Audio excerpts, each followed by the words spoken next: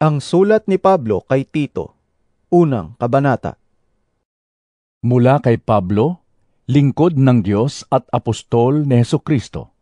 Sinugo ako upang patibayin ang pananampalataya ng mga hinirang ng Diyos at upang palawakin ang kanilang kaalaman sa katotohanan tungkol sa pamumuhay na makadiyos at bigyan sila ng pag-asa sa buhay na walang hanggan.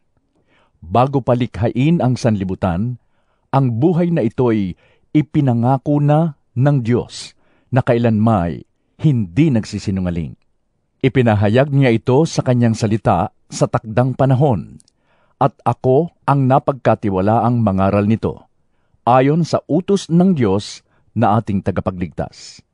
Kay Tito, na tunay kong anak sa iisa nating pananampalataya, sumaiyo nawa ang pagpapala at kapayapaang mula sa Diyos Ama at mula sa ating tagapagligtas na si Kristo Jesus.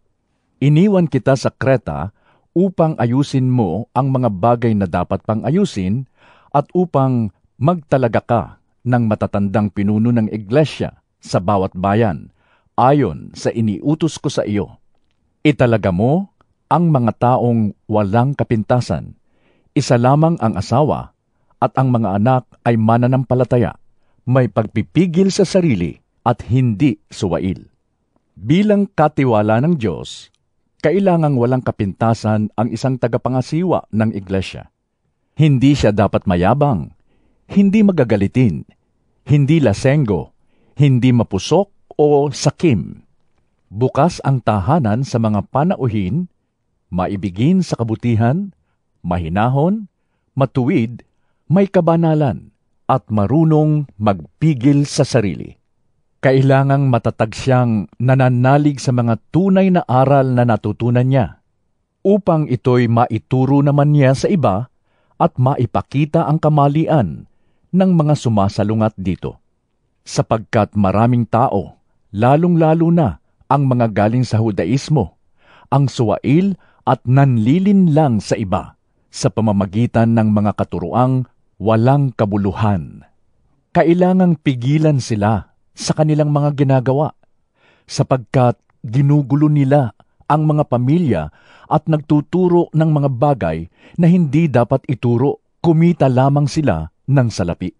Isa na ring taga-Kreta na kinikilala nilang propeta ang nagsabi, ang mga taga-Kreta ay palaging sinungaling, asal hayop, batugan, at matakaw. Tama ang kanyang sinabi, kaya't mahigpit mo silang pagsabihan upang maging wasto ang kanilang pananampalataya. At huwag nang maniwala pa sa mga alamat ng mga Hudyo o sa katuruan ng mga taong tumalikod sa katotohanan. Malinis ang lahat ng bagay sa may malinis na isipan. Ngunit sa masasama at di sumasampalataya, walang bagay na malinis, sapagkat marumi ang kanilang budhi at isipan. Ang sabi nila'y kilala nila ang Diyos, ngunit ito'y pinapasinungalingan ng kanilang mga gawa. Sila'y kasuklam-suklam, suwail, at hindi nababagay sa gawang mabuti.